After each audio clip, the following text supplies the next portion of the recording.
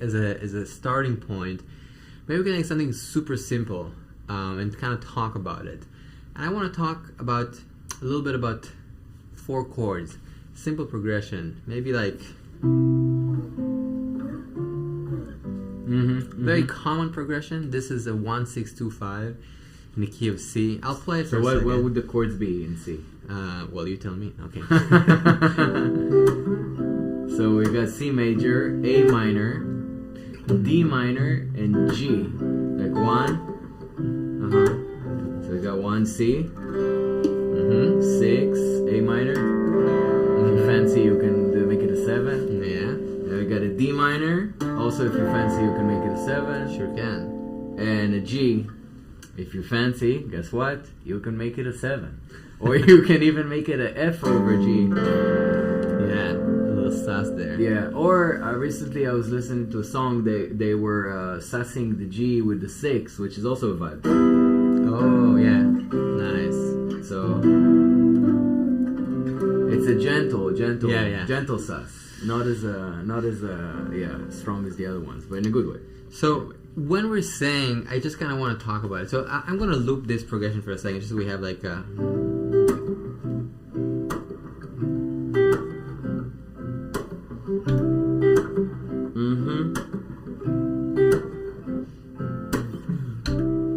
Here we go. Nice. Down a little bit.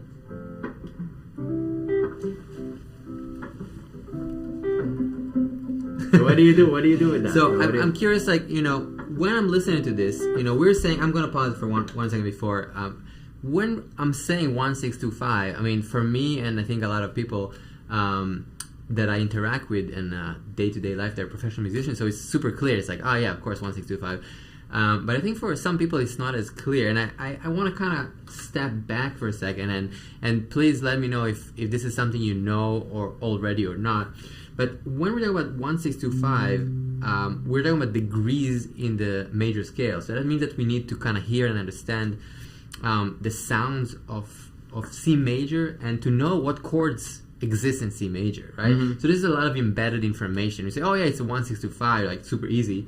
Well, actually, we need to agree that we know the sound of C major scale, and we need to understand and know that, right, we're saying, oh, 1 is a major chord, the 6 is a minor, the 2 is minor, and the 5 is a major, dominant. But the same scale works on all 4 chords. Correct. Same scale Same works. 7 notes. Same 7 notes. That's so it. what are the notes? What are the notes? Guys, what are the notes? What are the notes? We're going to switch cameras. Boom. What are the notes? What are the notes? All right. Anybody can type in. I'm curious if this... Can you type in the notes in C major?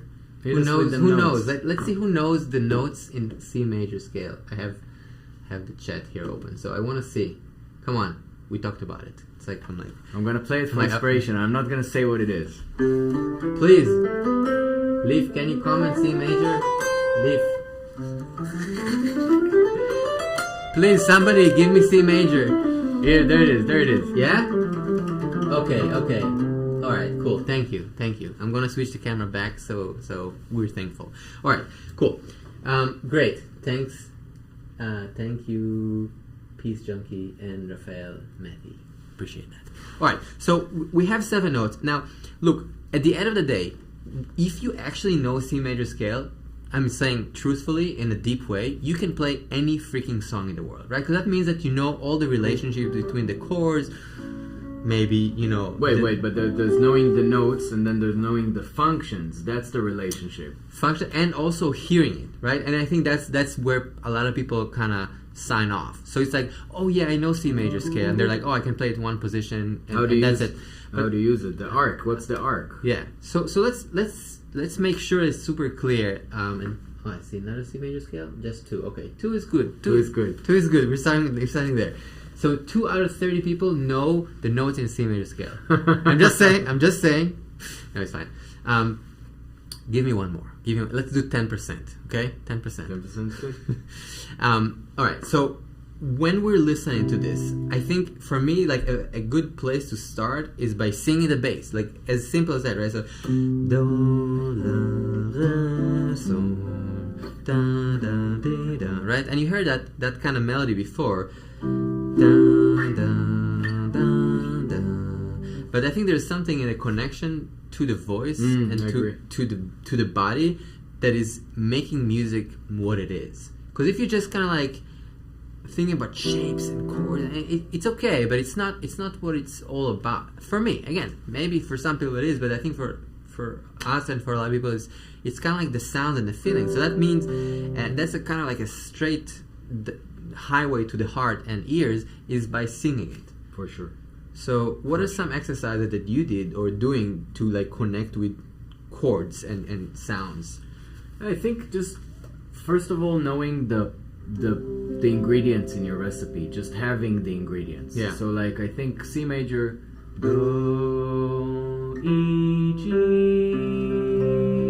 That's the players in this game of C major. Yeah. Is 1, 3, 5. Why am I using the numbers? I like to use the numbers because they're relative. Yeah. Right. So if you know the sound of 1, then it's you can modulate it through all of the scales. Yeah. Right? It doesn't matter if it's an E flat or A flat. Yeah. So I like the numbers. That comes from jazz education for me, and I find it super useful.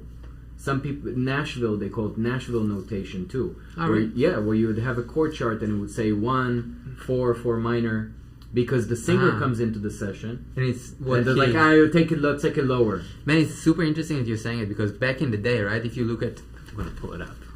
If you look at like chorals, like Bach chorals. Yeah. Right. You're talking about basso continuo stuff? Yeah. So Yeah. if you look at like, sorry, it's a little messy. Thank you. Yeah, we're just checking out some Bach stuff the other day. So if you look at the end of the choral book, there is what we call numbered bass, basso muspal. Okay. And it's like if you look at it here. Let's see if they can see it. Oh, I don't know if it's okay. Believe me then.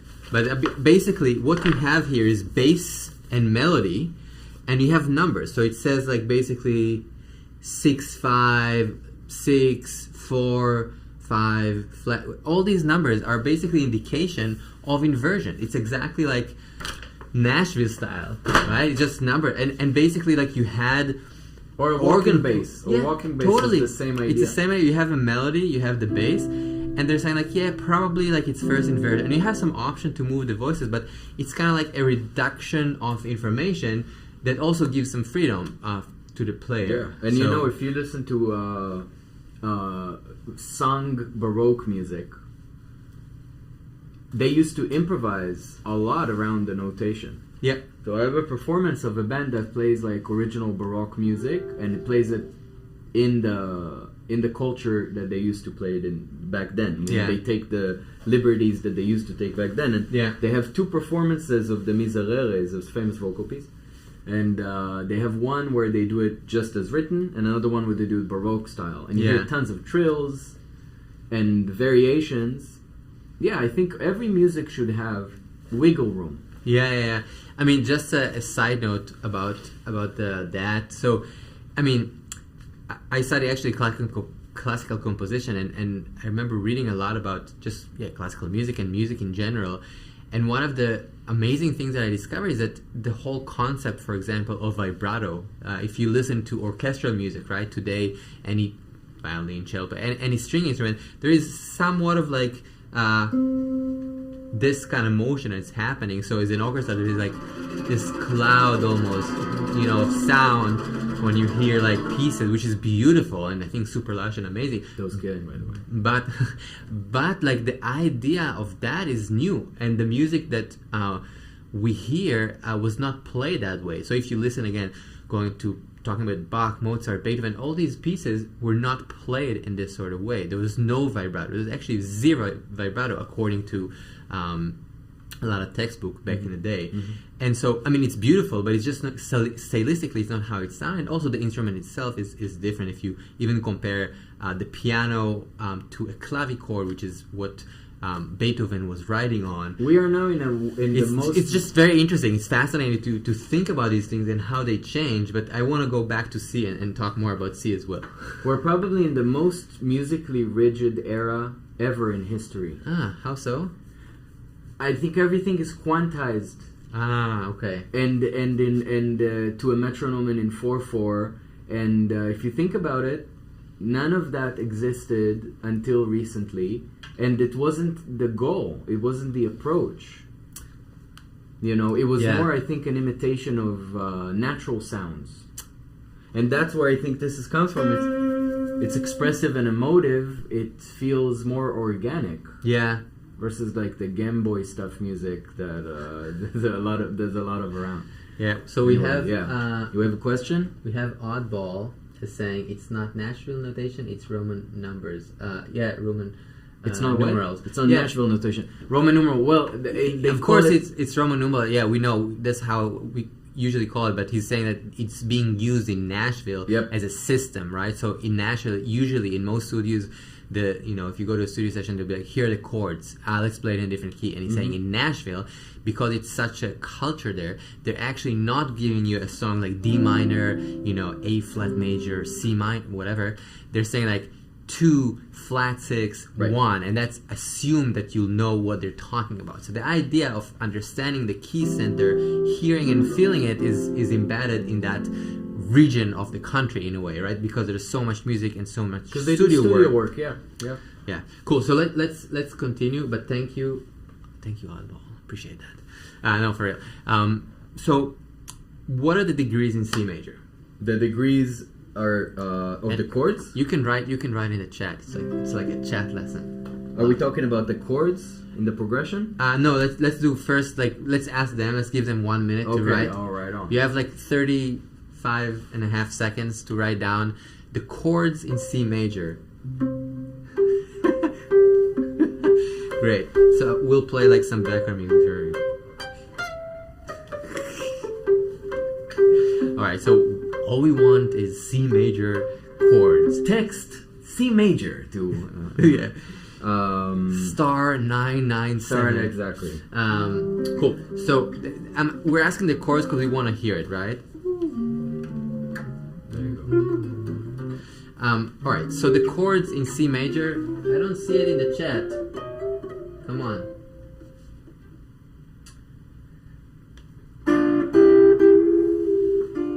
Yes, somebody, come on. You know the chord in C major. Okay, I'm glad we're gonna tell you. So let's hear it for a second. Give me yeah? E minor, okay. E minor is there. It's one chord. I love it. It's in there. E minor is there. Okay, so the chords are, I hope somebody's typing right now and nailing it. Alright, so C major, D minor, E minor, F major, G major, A minor, B diminished, and C. And the point of this is kind of hearing everything in relationship.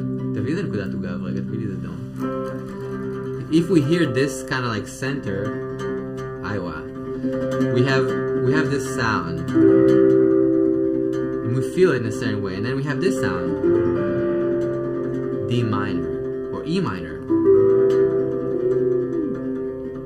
F major. We have more chords coming our way.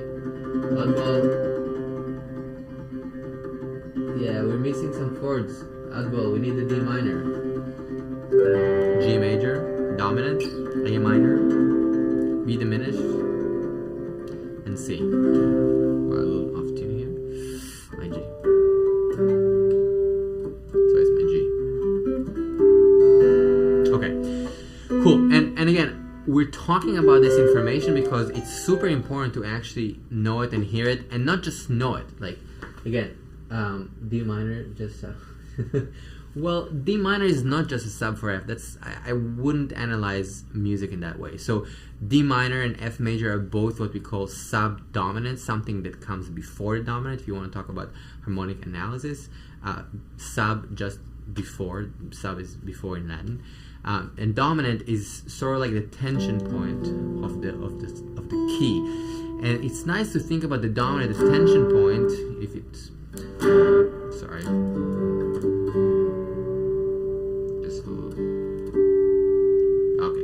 It's nice to think about the dominant, the tension point, as sort of like a glue that sends us back home. Because it's sort of like that feeling of right? And thinking about a dominant in this kind of way is helpful because that kind of one of the main mechanisms of music, of this tension and release. We see this tension,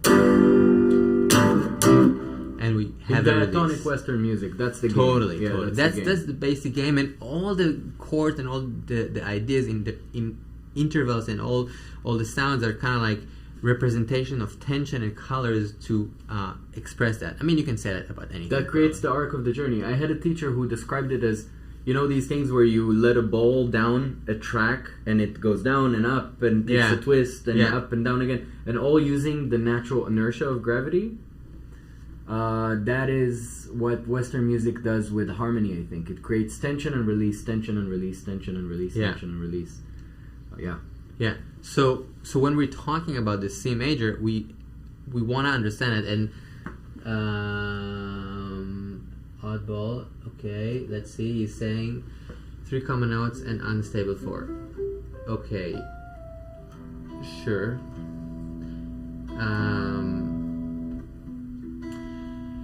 Yeah, I mean, what Oddball is saying is true, but it's not the meaning of it. I feel it's like in a way, I can look at this and be like, this is a piece of wood with a little bit of metal, but I can also recognize that this is a guitar. Now, what you're saying is true. It's not true, but I want to look at it in a certain way that we can have a conversation. And these are the elements, what you're mentioning about the trident. And it's true. It's a piece of wood and there's metal here. But more importantly, this piece of creation is a guitar. That's how I see it. Again, everybody can look at it different ways, and whatever interests you is fine, but that's how I see it. Cool. So hopefully we understand the meaning of that sound and start to hear it, right? So when I'm playing this 6, let's say I have 1, 5, and I have the 6. Right? That sound, it has a sound that resonates with us in a certain way because of how the key is structured, right? Okay, so far so good. Let me know if there are any questions. I'm looking here. Ilya saying thanks for your insight.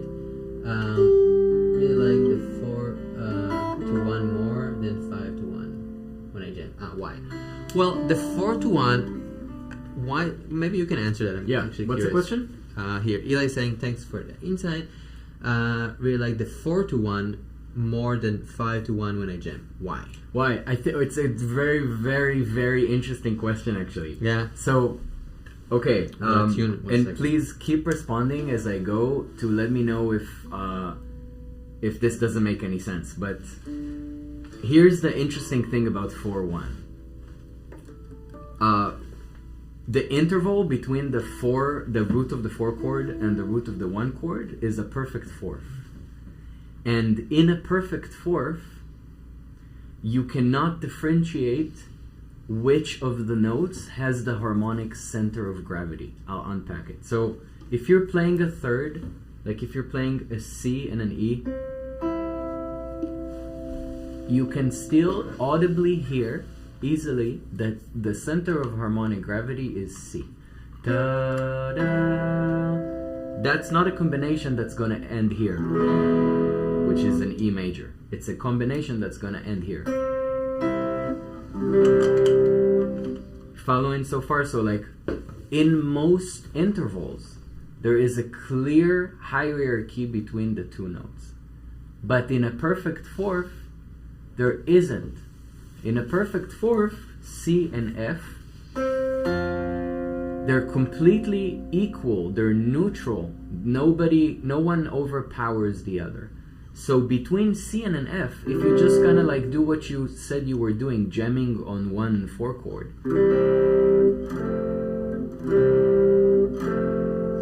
it's hard to tell which one is the tonic, meaning the home chord, meaning like the bass, and which one is the 4 of which, okay? So in the harmonic relationship between the 1 and the 4, there is an even distribution of power. To me, what it translates to, and I think that's why it's fun for you to jam over, it translates to open musical environment where there are a lot of potentials and possibilities, while the 5 to the 1, and I agree with you, is sort of narrower. Well, sometimes it's what you need, but it's narrow in terms of like it's very instructive. 5-1, 5-1, 5-1, dun, dun, dun, right? So that's a very like. Yeah. Well, the 4 is really open, and there are many songs that play this game. You know, if you think about Hallelujah, for example, right? Goes 1 to 6, and then it goes to 4. The 4 is a really open moment. So Man, this is a really interesting explanation. So one more thing I'll just add.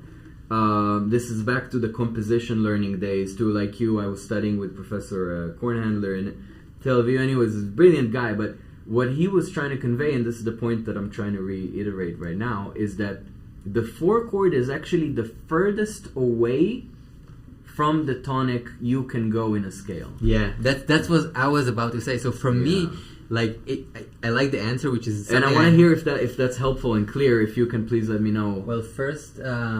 There are some questions about beard tips, but shortly. Beard tips? Correct. Oh man, I need them. I need them tips because I'm just going rogue over here. I'm just like not doing anything.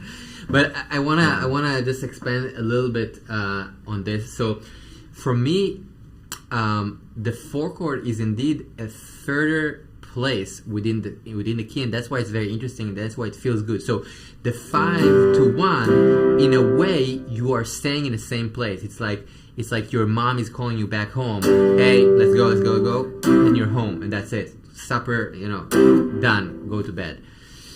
While the 4 chord, we're going to a different place. I'm gonna hang at my friend's place in Jersey. And it's like I'm hanging. I'm kind of stable. I'm chill, but I'm not home.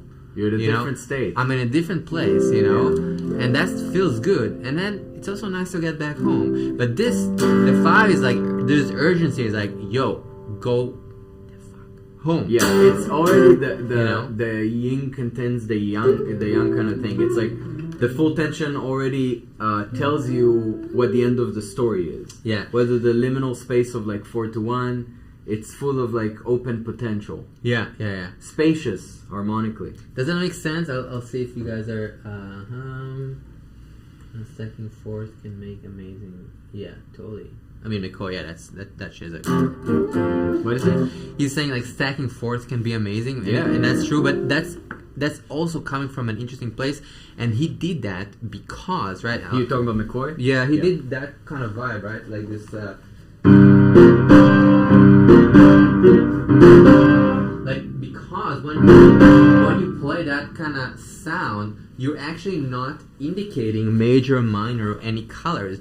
And he did that because of Coltrane, because Coltrane was taking so much space in a good way. So many liberties, harmonically. So he had to find some way to not basically, stick a wheel into his put a stick in his wheels. Is that how you say it? I mean, it's a clear metaphor. Visually, it tells a story. Yeah. I don't know if that's how they use it. Yeah, but yeah, But you get it. Yeah. So I think that's where it's coming from. But let's go back to our progression for a second. So we got a long one there. Yeah, we have Shabbat Shalom. Hey, that's right. Hey. Darius Duka. Hello. Well, I don't speak Russian. Я не знаю говорить по-русски. It's also in English. What do you guys think of Gretsch guitar? I'm kind of surprised. We don't see them very often in jazz. What's the reason? Different conversation. I'll say, I think they're great. I would just say toaster pickups is the reason. Maybe the sound is a little different. I love that sound. It's a beautiful sound. It's just jazz players are often looking for a different thing. They want less string, less artifacts, less noise, and more sounding like kind of like a horn or an electric piano. But the amazing guitarist Oz Noy has a standard jazz standards record where he plays a vintage green Gretsch that sounds amazing. So he definitely pulls it off. So, but also he's like a guy that kind of works and functions between worlds as well as completely in jazz, but also completely can do like the rock Jimi Hendrix completely mixes them. So it kind of makes sense. Yeah, he comes from the Stevie Ray Vaughan thing. Yeah, totally. Yeah. So going back to the 4 chords. The 4 chords. So we have 1, 6. Wait, I'm gonna loop it again. I don't know what tempo we had there, so I'll just loop it a little slower because I want to loop it, and I'm curious to hear maybe some lines as well. So we can talk. And I'm gonna give more examples about that fourth thing. Let's get into that. So give me the loop. So he's playing in C major. He's playing those chords: C major, A minor, D minor, G. Now, there are notes in the scale. This is the scale again. You can turn it up a little bit, yeah. So, all these notes work. But there's a difference between not wrong and beautiful. So, there are notes in the scale. Let's divide them into two categories. I have stable notes. Those are notes that are going to work on each of the chords. You can keep looping them and they'll work. For example, check this out. Make more sounds as we go.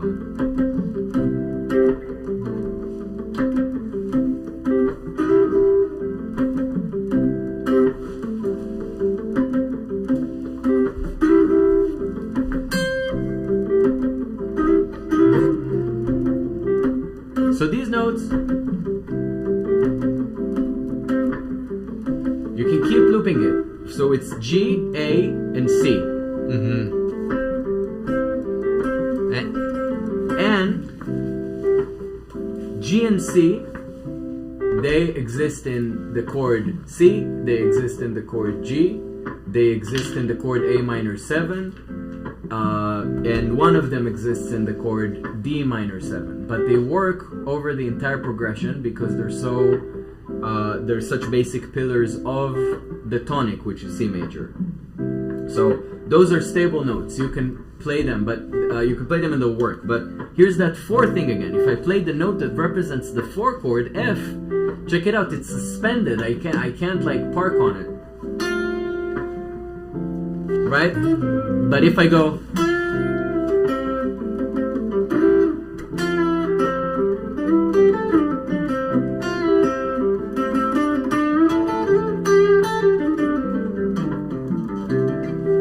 I need to resolve the F. That's so interesting. Again, this thing comes up where F is the furthest away that I can go from C. Shabbat Shalom, Levi. Yeah, totally. I'm curious to try. Is it clear enough, the loop? Yeah. Clear, super okay. No, the time. I'm gonna do it one more time. Sorry, I hate when the loop is like not tight. Just when it's kind of slow. Perfectionist. We're dealing with a perfectionist here.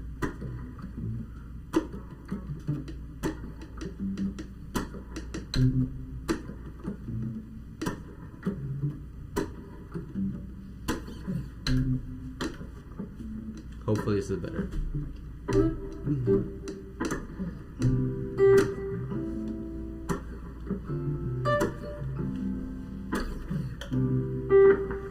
Just so it's a little great, feels a little more chill. Cool. So I'm gonna ask you for a second to play a solo using C major, and I'm gonna give an instruction, and I want you to try to solo only on one string. Amazing. Yeah, let's hear that. Sounds fun. Yeah. Which string? The B string. Yeah.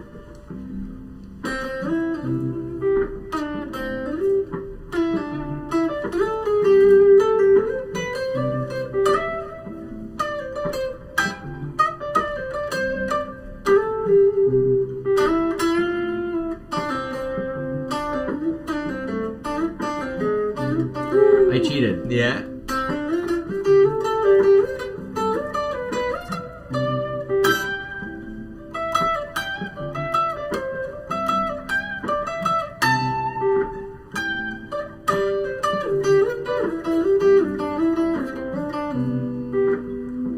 Nice.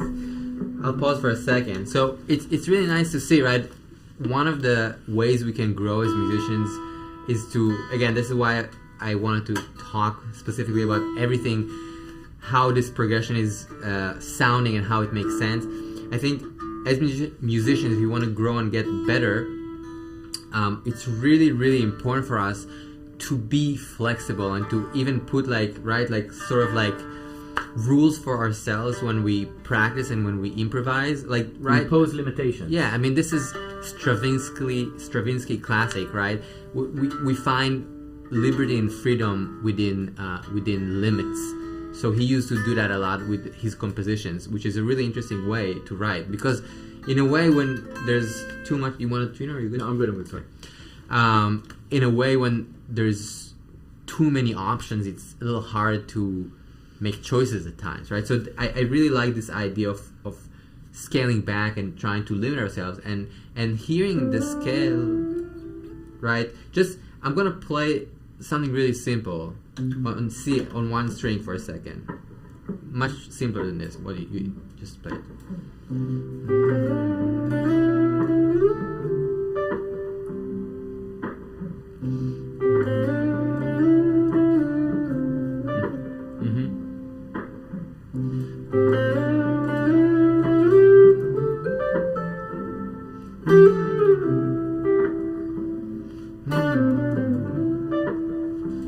Right, so it's just C major, but there is a lot of clarity of intention, and there is clarity of how the sounds relate to each other. And I think a lot of times with people who are trying to kind of get better with guitar, and this is something that I feel like sort of like, I'm going to pause it. It's sort of like people find it hard, right? They kind of feel stuck at times with music and guitar. And a lot of times I find that the reason is that people don't go deep enough and are not clear about what they're trying to do, right? So again, we're talking about C major scale, and I know a lot of people know C major scale and they practice C major scale to a certain extent, but a lot of times it's like, can you actually sing it? Can you be like, do, re, mi, fa, mi, re, do, sol, la, sol, fa, mi. Beautiful singing voice coming out. I didn't know. Oh my god! But you know what I mean? It's just like can I hear that in a truthful way? Yeah. Right? And can you hear it against all four chords? And can you later on hear it against all the chromatic chords and all the right? This is kind of like the progression, and people, and especially what happens is that people are like, oh, I want to shred this thing, and it's like, but actually this is exactly that embellishment of the 9 to the 1, the 6 to the 5, the 4 to the 3, exactly what IDAN was showing you guys, right? So when you hear this like Jimi Hendrix or like all these things, if you slow it down, 4 to the sharp 4 to back to the 4 to the flat 3, right? It just sounds kind of quick when yeah. But actually, it's exactly those colors hitting us really hard. Yeah. Just the sharp 9 or like flat 3, right? And I think people can already get a lot of traction from just letting the chords work for you. Like if you take an object and you film it, and you have a source of light, and you're moving the light around, the object's gonna look different from every lighting position. And the same goes with the notes. So I think one thing you can do, like I like it, is that, for example, the most basic note of this whole story is C. So you play a C, and then you try to play the chords under the note, and you can kind of see how the note changes context with each chord. So C over C, A minor, same note, but it feels different. D minor feels very different because it's the 7. G, it's a sus. So the same note. So if you can already maybe do more with less.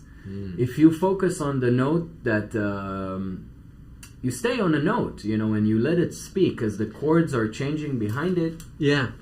But I'm gonna not like loop, because I don't know, I feel like my looping today is not that tight. But I'm gonna like just play the chords for you, and maybe you can solve for a second. And I'm gonna choose a different center. We'll be in C, but different color. So how about you use some of the E minor pentatonic? Is that cool? Sure. All right. So I'm gonna play the same chords. It's 1, 6, 2, 5.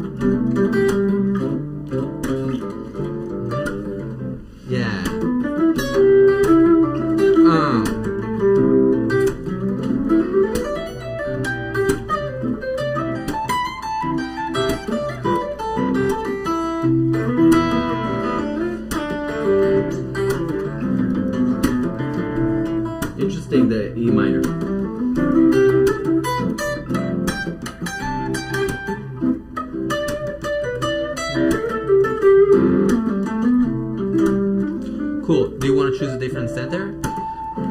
So I kind of try to challenge him, right, to play this E minor pentatonic.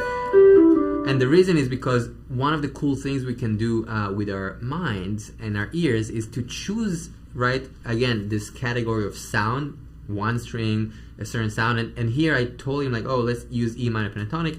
And we are both hearing it against the C center and against the chord. But what happens if we think about C, we're actually getting kind of like an instant coolness, because we get the 9, we have the 3, the 5,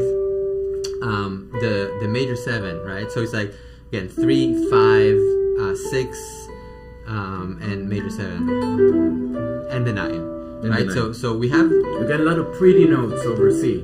Yeah, a lot of cool stuff. And what's one of the cool things is, as guitar players, I know a lot of people start off playing minor pentatonics, A minor, E minor, stuff like that.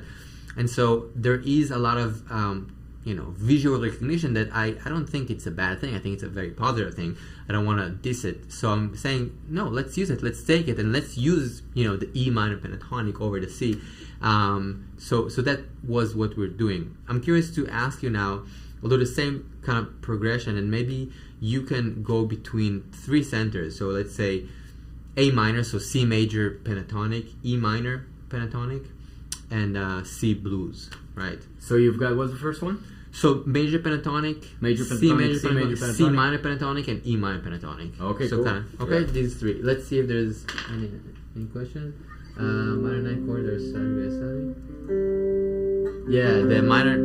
the minor 9 sounds really cool. Again, please drop a comment if you have any questions. I will mention that you can follow IDAN Morim on Instagram, right? Yeah, on Instagram, IDAN Yeah, and then on Wednesday, 5 to 7 p.m., we are doing a live session here every Wednesday, 5 to 7 Eastern, with a trio. So stop by and say hi, nice. and you can hang out.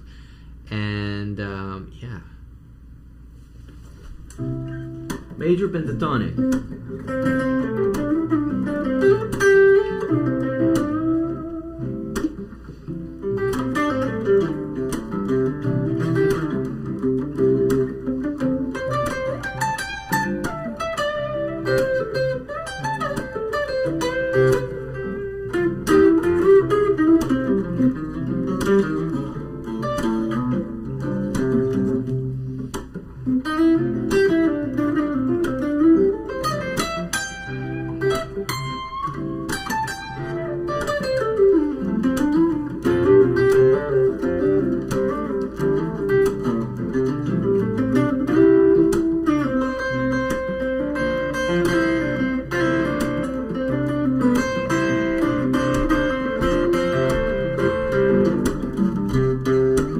Next one, you said blues?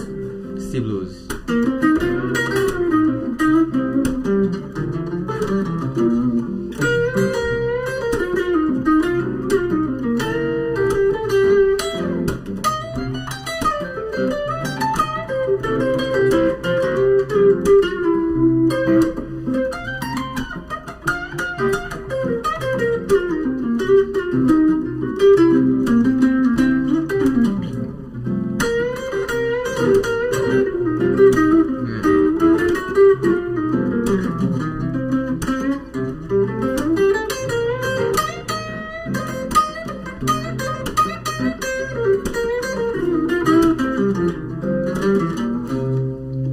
And last was E minor. E minor pentatonic.